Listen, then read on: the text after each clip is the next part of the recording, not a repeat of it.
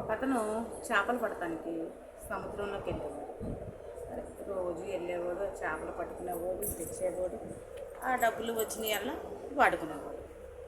అయితే ఒకతను బాగా కోటేశ్వరుడు, అతనికి ఒక బిజినెస్లో దండకొచ్చేసి ఆ డబ్బులన్నీ అయిపోయినాయి. తర్వాత ఆయన కూడా పేదవాడైపోయి ఈ పేదవాడి పక్కన గుర్తు చేసుకుని ఇలాగే ఉండి ఇతను అమ్మటి చేపలు పడటానికి వెళ్తున్నాడు. అయితే ఒకరోజు ఏమైంది, చేపలు బాగా పడ్డాయి. ఈ పేద ఆయన తెచ్చినవన్నీ ఆ రోజే మాంసం, చేపలు, పలావులు అన్ని రకాలు అన్నీ చేసుకుని ఎంజాయ్ చేసుకుని డబ్బులన్నీ చేశాడు. తెల్లారికి ఇంక మళ్ళీ ఏమీ లేవు. కానీ ఈ బిజినెస్లో దండకొచ్చిన ఆయన మాత్రం ఆ చేపలని తీసుకొచ్చి అన్నీ తనకి ఎంత ఖర్చు అయిందో అంతే వాడి మళ్ళీ మిగతా అన్నీ దగ్గర పెట్టుకున్నాడు. అలా కొన్ని దాసి మళ్ళీ వలలు తెచ్చి తన కింద ఇద్దరు కూలోళ్ళు పెట్టుకుని ఆ చేపలు మళ్ళీ పట్టించి మళ్ళీ మార్కెట్కి వేసి అలా అలా ఆ బిజినెస్లో మళ్ళీ ఉండోడైపోయాడు.